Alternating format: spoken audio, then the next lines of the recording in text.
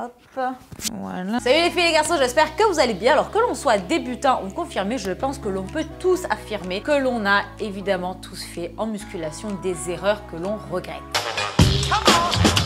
Alors bon, Dieu merci, je les ai pas toutes faites quand même. Il y a quand même des trucs où j'ai eu la jugeote de me dire non Sissi, ne fais pas le défi 300 squats tous les soirs, ça ne sert à rien. Je me suis quand même douté que c'était pas une super bonne idée.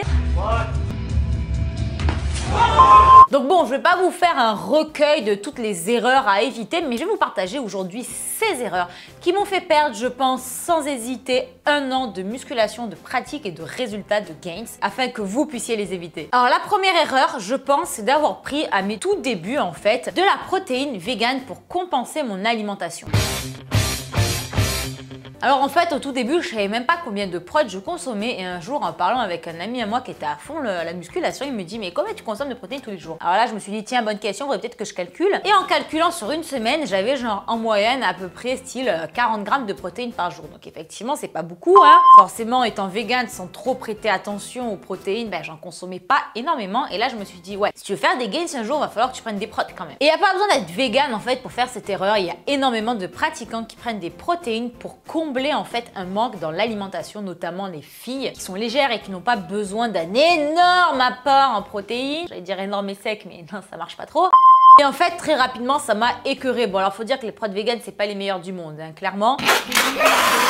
Et genre au bout de 6 mois, je me suis dit bon allez stop, arrête tout. Et c'est là que j'ai véritablement en fait focus sur ce que je mangeais et que j'ai amélioré mon assiette. Et non seulement j'ai pas perdu du muscle, mais c'est vraiment là que j'ai commencé à en faire. En fait, j'avais pas besoin de tonnes de protéines, j'avais juste besoin de mon apport correct qui est aujourd'hui, j'estime, d'à peu près 80 grammes par jour. Alors ma deuxième erreur, c'est certainement aussi une de mes plus grosses erreurs en muscu, c'est d'avoir délaissé les pecs pendant un certain nombre d'années. Donc je les bosse maintenant, ça fait quand même peut-être 2 ans, 1 an ou 2 que je les bosse, mais j'ai pas commencé dès le départ en fait, parce que vous savez, les pecs ça sert à rien, ça va bouffer toute la poitrine, vous allez ressembler à un œuf au plat.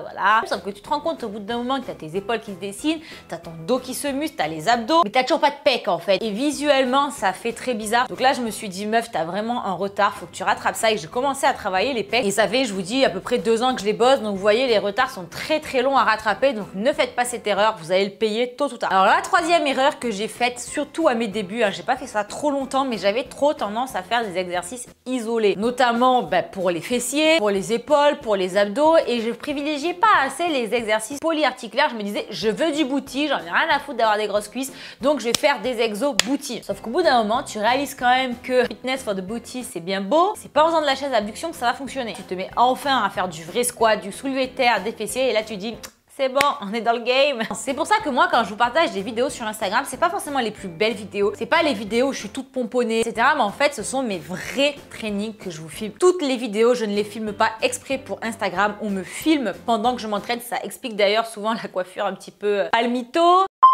Et ce sont ces séances qui vont vous faire en tout cas avoir des résultats. Et enfin, une erreur que j'ai fait très longtemps, jusqu'à il y a très peu de temps, c'est rester en fait sur du 12 reps. Donc c'est vrai que quand on ne sait pas trop, on n'a pas envie de se la compliquer. Il faut du jambon, que voici le jambon. 4 séries, 12 reps, c'est la base, ça fonctionne toujours, on commence à faire ça, puis le problème c'est qu'on fait ça pendant des années. Sauf que votre corps en fait, il est plus choqué et vous ne progressez plus. Puis alors moi, c'est encore pire que le fait de me tromper, c'est que je savais volontairement que c'était pas bien, que c'était mal, mais que j'avais la flemme en fait de me faire chier tout simplement. Sauf qu'au bout de 4-5 ans, évidemment j'ai commencé à stagner et là Dieu merci en fait j'ai varié mes entraînements car j'ai commencé à m'entraîner avec d'autres personnes qui avaient des méthodes différentes, des nombres de reps différents et aujourd'hui je peux vraiment voir la différence. C'est vrai qu'on retrouve des sensations, on retrouve des courbatures, on évolue et tout ça pour vous dire en fait qu'il faut pas rester sur ses lauriers. Alors là j'ai un truc qui me gratte dans l'œil depuis tout à l'heure, c'est insupportable. N'hésitez pas à vous entraîner avec d'autres personnes, ça va vous booster, ça va vous sortir de votre zone de confort et c'est uniquement comme ça que vous continuerez de progresser. Voilà les filles et les garçons, j'espère maintenant que vous allez quant à vous éviter ces 4 erreurs de débutants débiles, j'assume, voilà. Je vous retrouve très prochainement pour une nouvelle vidéo fitness sur ma chaîne, d'ici là portez-vous bien, je vous embrasse très fort, à bientôt.